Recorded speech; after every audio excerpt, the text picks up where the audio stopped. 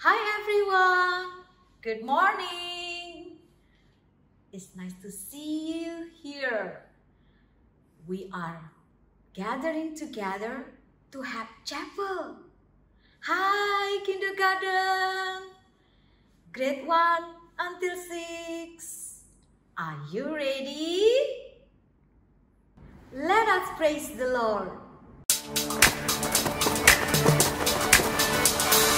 Joy to the world, the Lord has come. Let earth receive her King. Let every heart prepare him room, and heaven and nature sing, and heaven and nature sing. And heaven and nature. Glory to the King, He is everything. Our hearts will rejoice and sing. Glory to the King, let the praises ring. Our hearts will rejoice and sing. Joy to the world. Joy to the world, the Savior reigns. Let men their songs employ, while fields and floods, rocks, hills and plain repeat the sound and joy. Repeat the sound and joy. Repeat the sounding. Glory to the King, He is everything.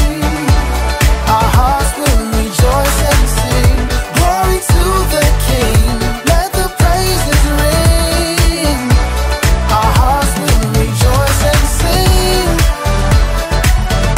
Joy to the world. Keep them bells ringing.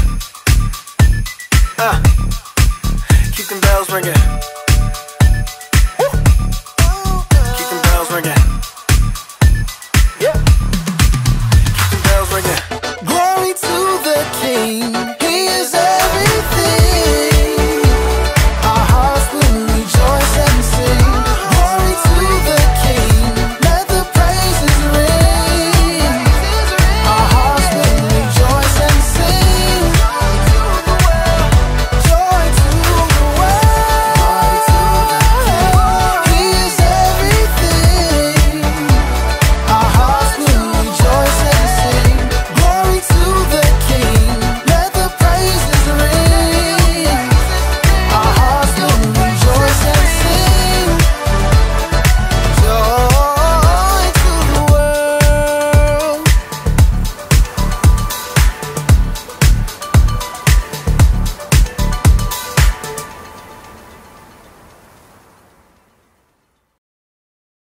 Halo anak-anak SD Kristen, Dian Harapan Cikarang. Mari kita siapkan hati untuk mendengarkan firman Tuhan. Kita masuk di dalam doa. Bapa di dalam surga, terima kasih ya Tuhan. Tahun ini kami bersama-sama bisa merayakan Natal walaupun di dalam bentuk online. Tapi Tuhan beri kami kesempatan, beri kami anugerah untuk terus mengingat kebaikan cintanya Tuhan buat kami manusia. Hari ini tenangkan hati kami ya Tuhan. Berbicaralah, buatlah kami mengerti kebenaran firman-Mu, dan pakailah hidup kami. Terima kasih dalam nama Tuhan Yesus. Amin. Anak-anak yang dikasih Tuhan, tema kita di Natal tahun ini adalah tada! Christ we proclaim. Kristuslah yang aku proklamasikan, yang aku beritakan. Tapi benar nggak sih kalau hidupmu, hidupku memberitakan tentang Kristus? Bukankah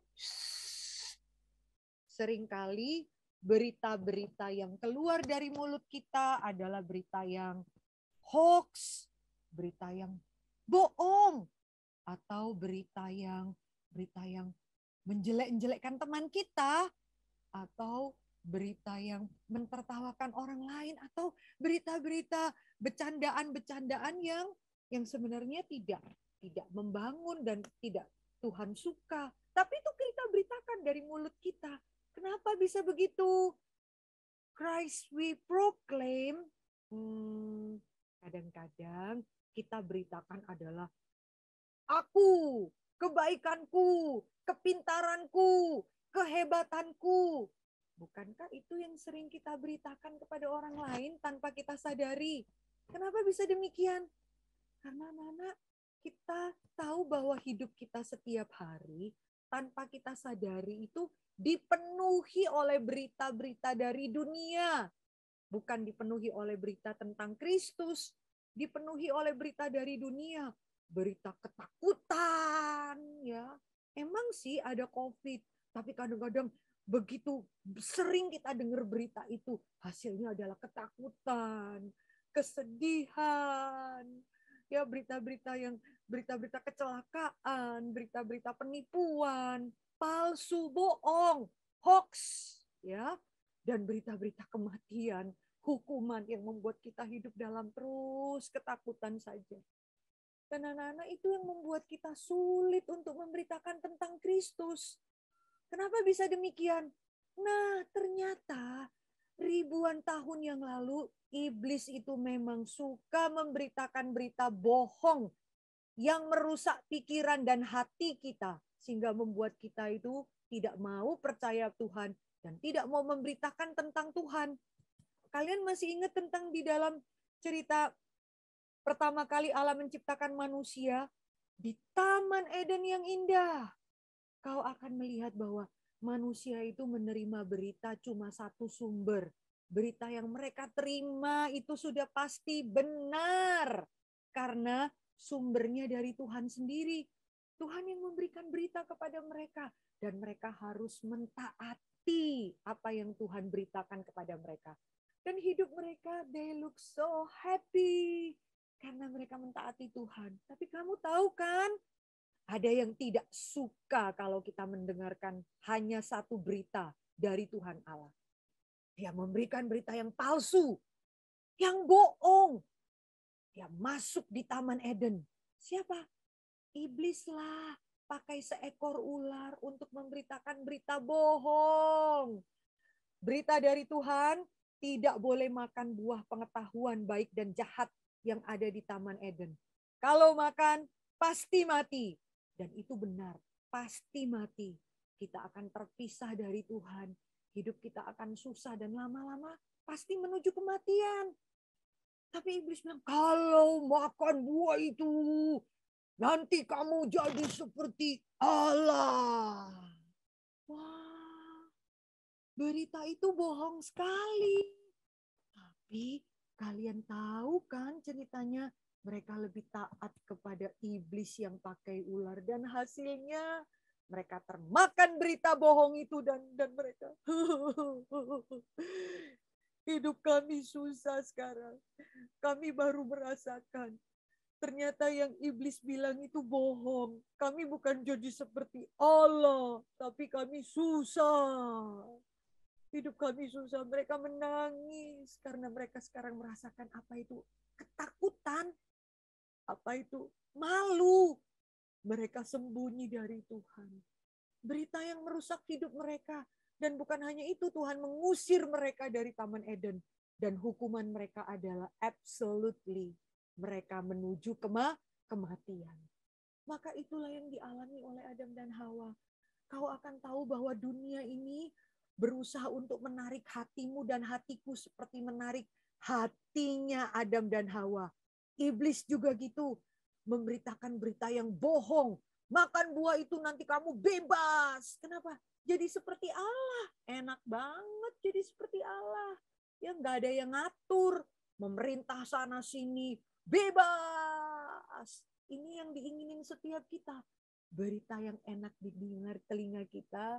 Kalau aku bebas, yes, itu berita yang aku tunggu.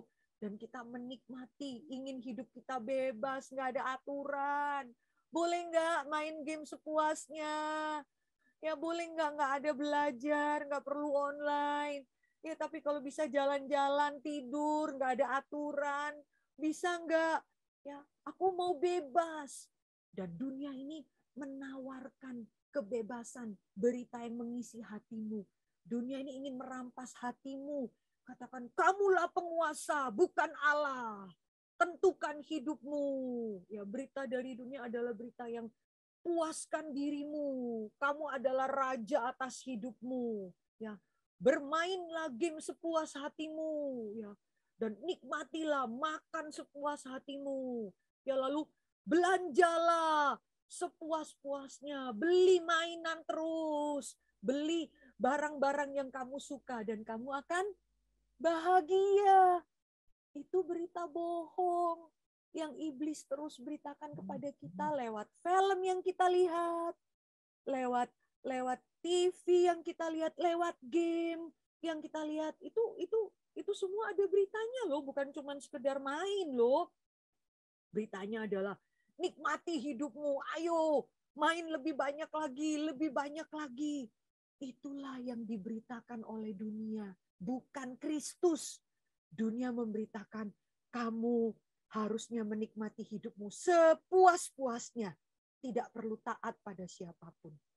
Apakah berita itu benar? Iblis juga lewat dunia ini akan memberitakan berita-berita yang mengisi kepalamu dengan ketakutan. Ya, takut karena sering lihat film horor. Takut disuntik, takut sakit, takut dihukum papa mama. Beritanya penuh kepala kita dengan rasa takut. Ya, lalu berita apa? Hukuman dan kalau aku mati gimana? Kena COVID, berapa orang mati? Gimana? Berita-berita ketakutan. Dunia merampas hatimu anak-anak dan hatiku dengan berita pertama, bebas. Kedua, takut. Takut mati, takut sakit, takut nilai jelek, takut dimarahi papa mama. Berita-berita yang seperti demikian. Dan kalian tahu justru itulah berita Natal diberikan. Mengusir semua berita bohong dan kembali proclaim Jesus Christ. Berita yang indah yang pada waktu itu sebetulnya bangsa Israel dijajah oleh tentara Romawi. Ratusan tahun mereka hidupnya susah. Mereka tahu bahwa Tuhan pernah janji akan kirim juru selamat. Tuhan memang mengusir Adam dan Hawa keluar dari Taman Eden. Tapi Tuhan juga sayang mereka. Tuhan janji akan kirim penyelamat yang akan menyelamatkan manusia dari hukuman. Tapi kapan? Sejak dari Adam Hawa, tulisan para nabi, sampai saat ini kapan juru selamat itu tiba? Mereka sedih karena mereka merasa Tuhan membiarkan mereka diperbudak bangsa Romawi yang kejam. Dan bangsa Romawi itu taruh seorang raja yang jahat, yang gila, yang mau saya satu-satunya jadi raja. Kalian semua harus taat pada saya. Sayalah penguasa. Raja yang jahat ini kalian tahu kan siapa dia? Herodes. Ya, Herodes inilah yang menegakkan kebenaran. Sayalah raja. Dan kamu tahu bangsa Israel berdoa, Tuhan masih ingatkah akan janjimu? Berapa lama kami dapat perbudakan, kami susah sekali. Sebagian orang masih berdoa, tapi sebagian orang lagi mungkin tidak peduli. Itu janji yang sudah lama. Tapi waktu manusia mungkin tidak peduli, lupa, ya, malas memikirkan tentang Allah. Tetapi pada saat itu kau akan melihat Tuhan tidak lupa. Tuhan perintahkan sebuah bintang. Bintang yang adalah ciptaan Tuhan. Memproklamasikan satu berita yang sangat penting. mengabarkan bahwa janji Tuhan itu benar. Bahwa di tanah Israel, di Bethlehem Yudea akan lahir seorang juru selamat. Juru selamat untuk Israel saja? Bukan. Tapi untuk seluruh dunia. Berita itu dimengerti oleh apa? Oleh sekumpulan orang Majus. Dan mereka orang-orang yang pintar, orang-orang yang kaya, orang-orang keturunan raja. Mereka mentaati bintang yang memberitakan tentang Kristus. Mereka berjalan terus dari tempat mereka cari. Bintang, pimpin kami kemana? Kami mau taat karena bintang itu pun taat akan perintah Tuhan. Mereka berjalan 1 hari, 2 hari, 3 hari, berbulan-bulan. Mereka mentaati Tuhan dan mereka cari raja itu di istana. Ketemunya sama raja yang jahat tadi. Raja yang kejam seperti Herodes. Dan raja itu mau tipu. Kamu mau cari raja ya? Bayi ya? Kalau kalian sudah temukan raja itu, beritahu aku akan menyembah padanya. Dan kamu tahu bukan, orang Majus tidak mau mentaati Herodes yang jahat. Mereka memutuskan pergi lewat jalan yang lain. Mereka tidak mau kembali kepada Herodes. Maka Herodes marah sekali. Dia itu menggambarkan raja dunia. Seperti dunia ini yang ingin mentaklukkan hatimu, merampas hatimu. Kamu harus jadi budak saya. Kamu harus taat saya. Jangan taat pada Allah. Sayalah penguasa. Dia marah sekali. Dia memerintahkan tentara-tentaranya untuk membunuh anak-anak bayi yang ada di Bethlehem. Tetapi apakah itu bisa menggagalkan rencana Tuhan? Tidak. Kejahatan hati manusia tidak mungkin bisa menggagalkan rencana Tuhan. Kristus harus diberitakan. Dan orang Majus itu akhirnya menemukan bayi Yesus. Cuman ada di sebuah rumah. Yesus waktu itu sudah tidak lagi di kandang. Ternyata bayinya kecil, tidak ada bala tentara yang menjaga, tidak ada istana, tidak ada pembantu-pembantu di dalam rumah itu. Tapi mereka melihat bayi itu dan mereka tersungkur. Mereka tidak membawa pulang lagi persembahan emas untuk raja. Mereka memberikan kepada Yesus yang masih kecil dan mereka menyembah Yesus. Luar biasa. Mereka yang percaya kepada berita Kristus, mereka menemukan juru selamat itu. Dan kalian tahu tidak, anak-anak yang dikasih Tuhan, bukan hanya mereka. Kau akan menemukan bahwa Tuhan perintahkan malaikat-malaikat juga untuk memberitakan Kristus. Malaikat itu mendatangi orang-orang yang kali ini sederhana, orang-orang yang miskin, orang-orang yang rendah, orang-orang yang bodoh, yang tidak belajar hebat seperti orang-orang Majus, orang-orang yang biasa di padang gurun. Yes, gembala. Dan malaikat katakan, jangan takut. Hari ini telah lahir bagimu juru selamat. Wah, berita yang luar biasa. Tuhan pakai bintang. Tuhan pakai orang-orang pintar seperti Majus. Tuhan pakai malaikat untuk memberitakan tentang Kristus. Dan Tuhan juga pakai gembala-gembala. Mereka adalah orang-orang yang rendahan.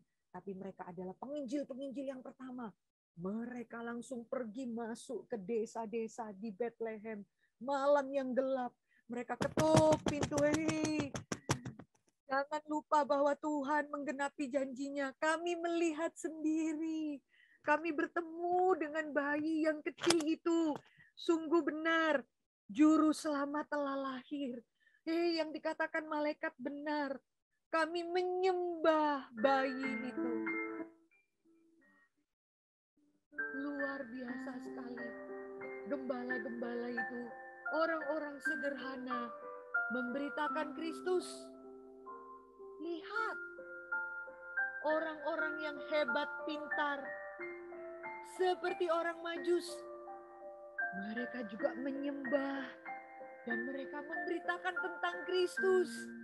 Mereka yang miskin, yang kaya, semua membutuhkan Kristus. Dan mereka memberikan kekayaannya, memberikan hatinya, memberikan hidupnya, menyembah kepada Tuhan Yesus. Dialah bayi juru selamat yang bukan cuma lahir di kandang. Kalian tahu cerita itu. Tetapi bayi yang kecil itu kemudian akan menjadi besar. Dia belajar berjalan, belajar membaca, belajar bekerja juga. Dia makin besar, dia menjadi tukang kayu. Dia tidak bermalas-malasan. Siapakah dia? Yesus itulah. Dan yang paling puncaknya, dia memang harus lahir supaya punya tubuh. Dan kemudian siap untuk dipaku di kayu salib untuk menanggung dosa kita. Menggantikan saya, menggantikan kamu. Untuk menebus dosa kita. Itulah berita yang indah. Dan Kristus yang mati di kayu salib, dia juga bangkit. Dan dia saat ini berada di sorga. Dia berjanji, ada satu janji Tuhan yang belum digenapi. Satu-satunya janji Tuhan. Bahwa nanti dia akan datang kembali. Menjadi bayi. Tidak. Dia akan datang sebagai raja di atas segala raja. Dia sudah pernah jadi bayi. Tetapi dia sebetulnya adalah raja. Nanti dia datang sebagai raja yang akan menghakimi setiap kita. Dan bukan sekedar nanti. Saat ini pun dia adalah raja dalam hati kita. Dalam hidup kita. Maukah engkau datang pada Tuhan Yesus?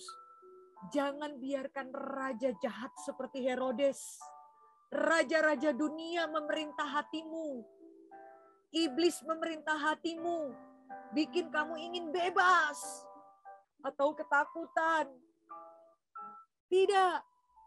Raja yang sejati itu memberitakan damai sejahtera. Memberitakan sukacita. Dialah raja yang hadir dalam hidup kita. Tapi mungkin kamu bilang, ya tapi saya kan bukan gembala. Saya tidak datang di palungan. Bagaimana saya proclaim about Christ? Bagaimana caranya? Apalagi di masa pandemi tidak bisa ketemu orang. Bagaimana caranya? Kita proklamasikan Kristus. Bisa. Bagaimana?